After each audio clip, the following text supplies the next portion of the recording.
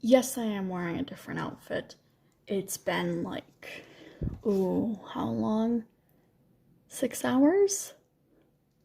I think. I am not wearing shoes, I am wearing shorts, I am wearing a hoodie. Anyway, here's chapter 2. Wait, why am I feeling self-conscious? This didn't happen the first time. Hang on. 1 second. I think it's the title. The title is hilarious.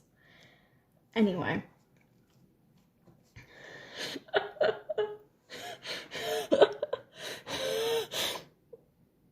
I'm sorry. Okay.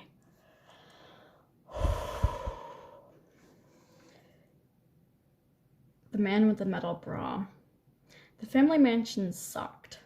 Oh, sure, you wouldn't think so. You'd see the massive 6-story brownstone with gargoyles on the corners of the roof, stained glass. What is that word? Transom?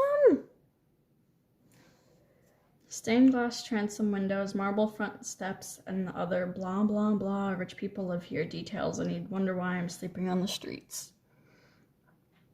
2 words. Uncle Randolph. It was his house. As the oldest son, he'd inherited it from my grandparents, who died before I was born. I never knew much about the family soap opera, but there was a lot of bad blood between the 3 kids, Randolph, Frederick, and my mom. After the Great Thanksgiving something, SCHISM, anyone who wants to Google it. We never visited the ancestral homestead again. Our apartment was like half a mile away, but Randolph might as well have lived on Mars.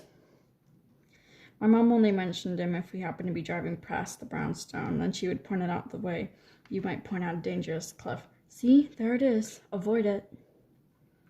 After I started living on the streets, I would sometimes walk by at night. I'd peer in the windows and see glowing display cases of antique swords and axes, creepy helmets with face masks staring at me from the walls, and statues silhouetted in the upstairs windows like petrified ghosts. Several times I'd considered breaking in to poke around, but I'd never been tempted to knock on the door. Please, Uncle Randolph, I know you hated my mother and haven't seen me in 10 years. I know you care more about your rusty old collectibles than you do about your family, but may I live here in your fine house and eat your leftover crust of bread? No thanks. I'd rather be on the street eating day-old falafel from the food court. Still, I figured it would be simple enough to break in, look around, and see if I could find answers to what was going on. While I was there, maybe I could grab some stuff to pawn. Sorry if that offends your sense of right and wrong. Oh wait, no, I'm not. I don't steal from just anybody. I choose obnoxious jerks who have too much already. If you're driving a new BMW and you park it in a handicapped spot without a disabled placard, then yeah, I've got no problem jimmying your windows and taking some change from your cup holder. If you're coming out of Barney's with your bag of silk handkerchiefs, so busy talking on your phone and pushing people out of your way that you're not paying attention, I am there for you, ready to pickpocket your wallet. If you can afford $5,000 to blow your nose, you can afford to buy me dinner. I am judge, jury, and thief, and as far as obnoxious jerks went, I figured I couldn't do better than Uncle Randolph.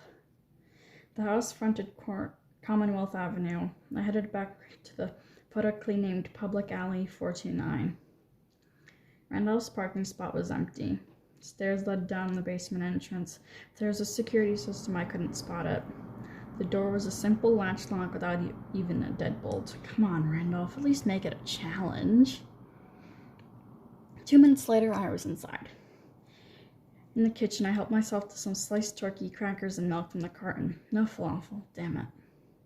Now I was really in the mood for some, but I found a chocolate bar stuffed it into my coat pocket for later. Chocolate must be savored, not rushed.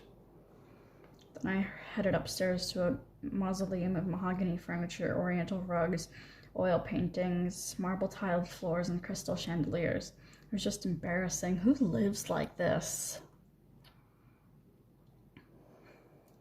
At age 6, I couldn't appreciate how expensive all this stuff was, but my general impression of the mansion was the same: dark, oppressive, creepy. It's hard to imagine my mom growing up here. It was easy to understand why she'd become a fan of the great outdoors. Our apartment over the Korean barbecue joint in Alston had been cozy enough, but Mom never liked being inside. She always said her real home was the Blue Hills. We used to go hiking and camping there in all kinds of weather. Fresh air, no walls or ceilings, no company but the ducks, geese, and squirrels.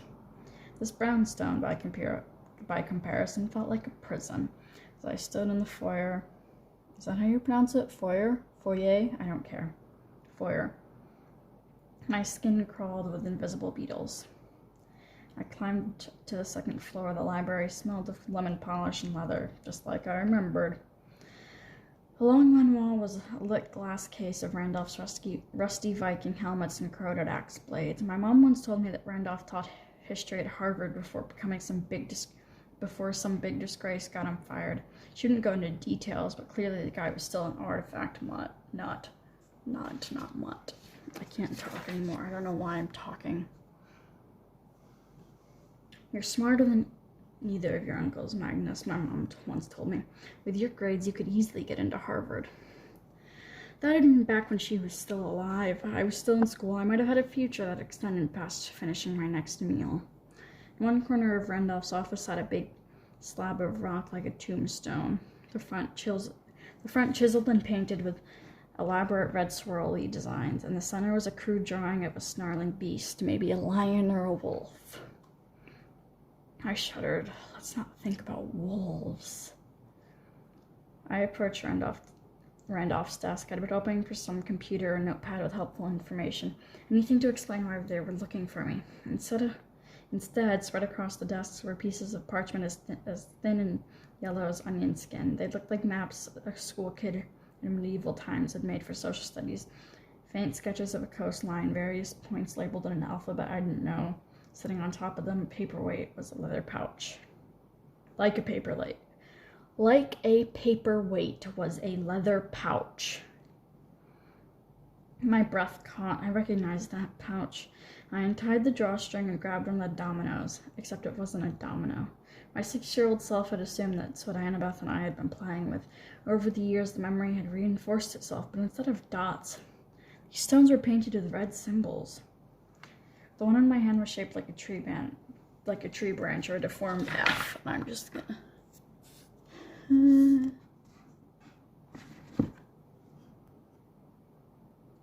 That's what it looks like. My heart pounded. I wasn't sure why. I wondered if coming here had been such a good idea. The walls felt like they were closing in. The big rock in the corner, the drawing of the beast seemed to snare at me, its red outline glistening like fresh blood. I moved to the window. I thought it might help to look outside.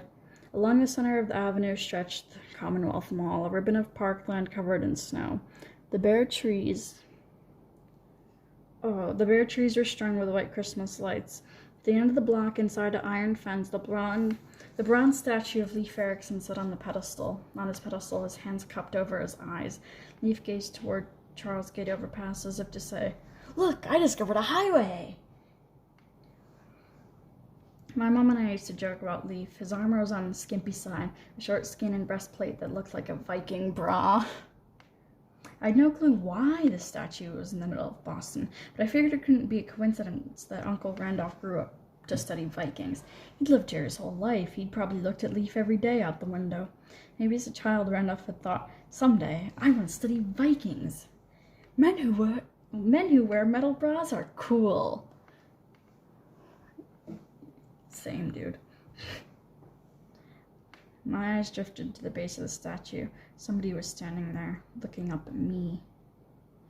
You know how when you see somebody out of context, it takes you a second to recognize them? In Leif Erikson's shadow stood a tall, pale man in a black leather jacket, black motorcycle pants, and pointy-toed boots. His short, spiky hair was so blonde it was almost white.